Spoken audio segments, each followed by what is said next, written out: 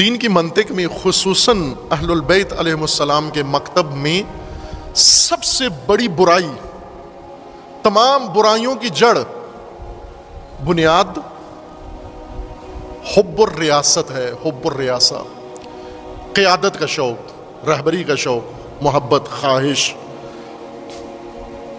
سیاسی ہو، مذہبی ہو، قومی ہو،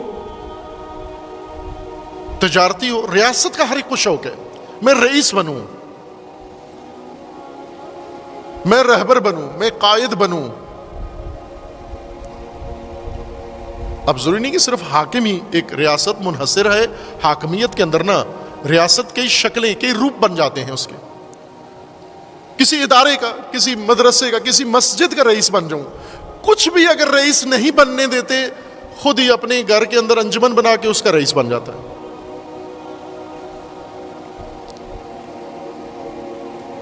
فوراً تنظیم بنائے گا چند آدمیوں کی، چند مل کر ایک رئیس بن جاتا ہے، دوسرا پھر اس کا مخالف ہو جاتا ہے اور وہ اس کی ریاست کے لیے چیلنج ہوتا ہے، وہ خود رئیس بننا چاہتا ہے۔ یہ حب ریاست سب سے بڑی برائی ہے اگر کسی انسان کو لگ جائے۔ عزیزان، ولایت کی راہ میں جو رکاوٹ رہی ہے، جس وجہ سے اذہان تیار نہیں ہوئے، یہ حب ریاست ہے۔ بنو امیہ کو یہ شوق چڑھا، انہوں نے دین ہی بدل دیا، ولایت سے اس طرح سے کاٹ کے دین کی تفسیر کی کہ پھر ولایت کسی کو یاد ہی نہ رہے۔ لیکن جن کے اندر تذکرہ تھا، ولایت کے بجائے حدیث ولایت انہوں نے ازبر کر لی، نظام ولایت چھوڑ دیا، فقط حدیث ولایت، آیت ولایت، مجلس ولایت، تقریر ولایت پر اکتفا کیا، اور جواب میں فقط بخن بخن کہا ولایت کو۔ اذہان آج بھی تیار نہیں ہے۔ آج پاکستان میں ولایت کے مقابلے میں جو لشکر بنا کے، صفیں بنا کر کھڑے ہیں، ولایت کا انکار کر رہے ہیں، وہ کون ہیں؟ اہل سنت ہیں، یہ شیعہ ہیں۔ برطانوی ورژن تشیع کا خصوصاً اس لیے بنایا گیا ولایت کے مقابلے کے لیے۔ اتنے دور ہیں ولایت سے، اس قدر دور ہیں، صدیاں گزری اور آج اتنی دوری۔ تعجب ہوتا ہے یہ دوری کس طرح پوری ہوگی، یہ فاصلہ کس طرح کم ہوگا؟ شیعہ کب ولایت کے قریب ہوگا؟ کب بخن بخن واہ واہ چھوڑے گا اور ولایت کے اقامت کے لیے، قیام ولایت کے لیے اپنے ذہن کو تیار کرے گا؟ اس پر بھی صدیاں لگیں گی شاید، کیونکہ جیسی دوری نظر آ رہی ہے، یہ آسانی سے یہ سفر طے ہونے والا نہیں ہے، ایک دو نسلیں کافی نہیں ہیں۔ عزیزان، ولایت سے دوری کا اندازہ لگائیں۔ آج پاکستانی شیعہ کے سامنے ولایت کا نام لیں، وہ کہتے ہیں یہ تو ایرانی نظام ہے، یہ ایرانی ہیں، یہ ایران نواز ہیں، کیونکہ ولایت کی بات کرتے ہیں۔ خب جس قوم کے نزدیک اس کا دین، قرآن کی آیت، رسول اللہ کا اعلان، اللہ کا فرمان، وہ قرآن کا حکم نہ سمجھا جائے، ایران کا نظام سمجھا جائے، رسول کا فرمان نہ سمجھا جائے، ایران کا نظام سمجھا جائے، کیا رسول نہ ڈریں اس کھوپڑی سے، اس قوم سے، اس نسل سے؟ اور اللہ نہ فرمائے کہ اے رسول آپ اعلان کر دیں، اللہ آپ کو بچائے گا، اللہ محفوظ رکھے گا، آپ اعلان ولایت کر دیں۔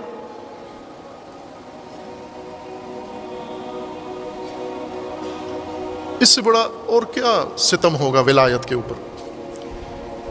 کہ پاکستانی، یہ صرف پاکستان کی نفسیات ہے، باقی دنیا میں ایسے نہیں ہے۔ باقی دنیا میں ولایت کی جہاں بات کرو تو ولایت کی طرف ذہن جاتا ہے، پاکستان میں ولایت کا نام لو، ایران کی طرف ذہن جاتا ہے۔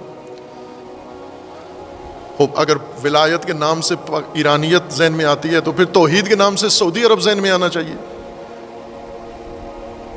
جو بھی لا الہ الا اللہ کہے اس کو کہو یہ سعودیہ کا ایجنٹ ہے، یہ کیونکہ اللہ کا نام لیتا ہے۔ کیونکہ سعودیہ میں رہنے والے وہ کسی اور چیز کو نہیں مانتے، صرف اللہ کی بات کرتے ہیں، وہ نبوت کو، نبی کو بھی اہمیت نہیں دیتے، وہ اہل بیت کو بھی نہیں دیتے، وہ کسی اور چیز کے قائل ہی نہیں ہیں، وہ صرف اللہ کا نام لیتے ہیں۔ تو جو بھی اللہ کہے وہ کہو سعودی ایجنٹ ہے۔ اگر توحید الٹا سبق پڑھاؤ گے تو توحید عربی ہو جائے گی، ولایت ایرانی ہو جائے گی۔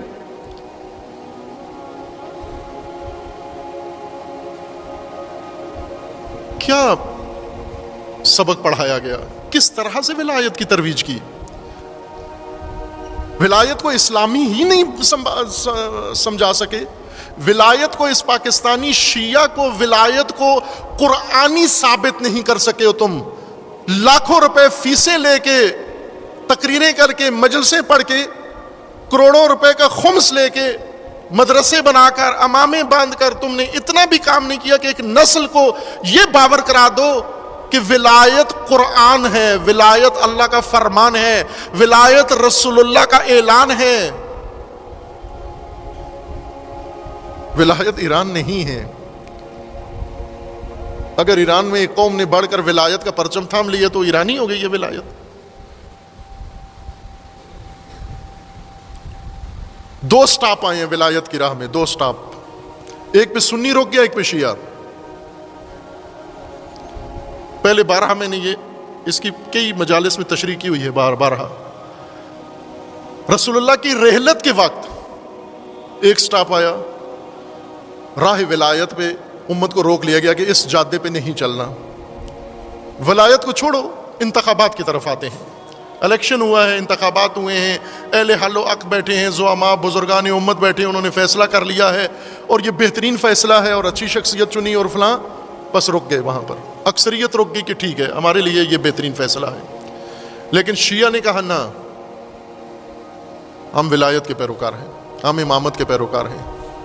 کتنی عرصہ شیعہ یہ سفر جاری رکھ سکے؟ صرف 250 سال.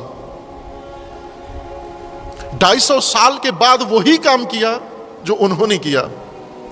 انہوں نے پہلے دن سمجھ گئے کہ ولایت کا راستہ نہیں چلنا، انتخابات کا راستہ چلنا ہے.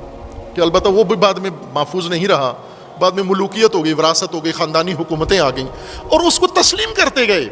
پہلے دن جو فیصلہ تسلیم کیا، جب چوتھے خلیفہ کے بعد یہ ملوکیت آ گئی تو وہاں بھی نہیں بولے، کوئی اعتراض نہیں کیا، نہ اس فیصلے پر کیا نہ اس فیصلے پر کیا. اس کو بھی مان لیا، اس کو بھی مان لیا اور پھر مانتے ہی گئے.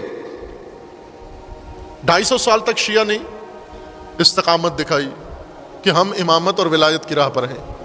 250 سال بعد انہوں نے بھی وہی کام کیا کہ ہم اب نہیں ہیں، ولایت کی راہ پر اب نہیں ہیں. اب ہم کدھر ہیں؟ ہم بھی انتخابات کی راہ پر ہیں، ہم بھی ملوکیت کے پیچھے ہیں، ہم بھی بادشاہت کے پیچھے ہیں، ہم بھی جو حکومت بن جائے ہم اس کے ساتھ ہیں اور اس کو قبول کرتے ہیں.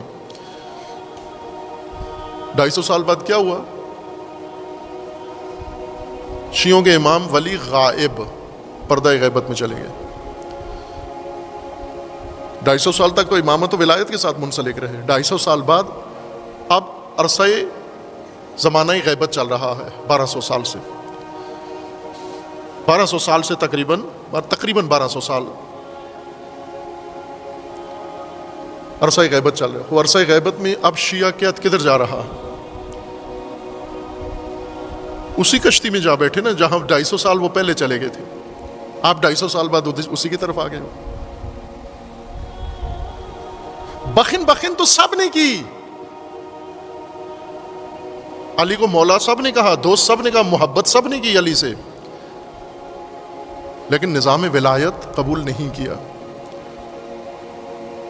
250 سال تک آپ امامت و ولایت کو رکھا، 250 سال بعد ایک مذہب ہو گیا سب کا، ایک نظریہ ہو گیا سب کا. عزیز من، رسول اللہ جب خود تشریف فرما تھے تو بھی نظام ولایت تھا. رسول اللہ دنیا سے گئے تو بعد میں ولایت کا نظام وراثت میں چھوڑ کے گئے. اور جب اللہ کا منصوب ولی جب تک ہیں تو بھی ولایت ہے، اور جب ولی پردہ غیبت میں ہو تو بھی ولایت ہے. ولایت وہ نظام نہیں ہے جو ایک دن کے لیے بھی اٹھایا جا سکے زمین سے. ایک لمحے کے لیے امامت کا نظام، ولایت کا نظام زمین سے نہیں اٹھایا جا سکتا. نبی آئیں اور آ کر اپنا عہد نبوت گزار کے چلے جائیں، ولایت کا نظام نہیں اٹھے گا. نبی اٹھ گئے دنیا سے. امام معصوم آئیں، ولایت کا نظام قائم رہا. امام معصوم پردہ غیبت میں چلے گئے، ولایت کا نظام جاری ہے، ساری ہے. دنیا نظام ولایت سے چلے گی کیونکہ اللہ نے خدائی کا نظام، الہی نظام اللہ نے ولایت کے ذریعے چلانا ہے اور چلایا ہے۔ اللہ ولی الذین آمنوا انما ولیکم اللہ، اللہ ولی ہے تمہارا، سرپرست ہے تمہارا، صاحب اختیار ہے تمہارا، حاکم ہے تمہارا، اور اللہ نے نبی کو تمہارا ولی بنایا ہے، اور اللہ نے اس کو ولی بنایا ہے تمہارا جس نے نماز میں حالت رکوع میں زکوٰۃ دی ہے۔ شیعہ سنی سب کہتے ہیں معلوم ہے کون تھا، وہ امیر المومنین تھے۔ اب یہ ولایت ہے اور یہ سلسلہ جاری ہے۔ ظاہر ہے نبی جب نہیں ہے تو نبی کے جانشین، معصوم جب نہیں ہے تو معصوم کے جانشین، لیکن ولایت جاری رہے گی۔ یوں نہیں ہے کہ اب 250 سال کے لیے ولی مانے پھر اس کے بعد آپ بھی آزاد۔ وہی جواب آپ سے بھی ہوگا۔ پہلے دن جنہوں نے دستبرداری کا اعلان کیا ان سے سوال ہوگا کہ اللہ کا اعلان تھا، رسول اللہ نے اعلان کیا، آپ بخن کر کے چپ ہو گئے، کافی سمجھا۔ انہوں نے ایک دن غدیر میں بخن کہا، ہم 1400 سال سے بخن کہہ رہے ہیں اور آج بھی بخن پر ہی اکتفا کر رہے ہیں، کیونکہ دوسری صورت میں اگر ہم ولایت میں آئیں اس صورت میں ہمارے اقتدار کے راستے بند ہو جاتے ہیں۔ اگر ہم اللہ کی ولایت کو مان لیں، اگر ہم رسول اللہ کی ولایت کو مان لیں، اگر ہم رسول اللہ کے جانشینوں کی ولایت کو مان لیں، تو بنو امیہ کیسے اقتدار میں آئیں گے؟ بنو عباس کیسے اقتدار میں آئیں گے؟ وہ دوسرے بنو اور ابنا کیسے اقتدار میں آئیں گے؟ یہ قبیلے اور قومیں کیسے اقتدار میں آئیں گی؟ ان کے لیے تو اقتدار کا راستہ بند ہے۔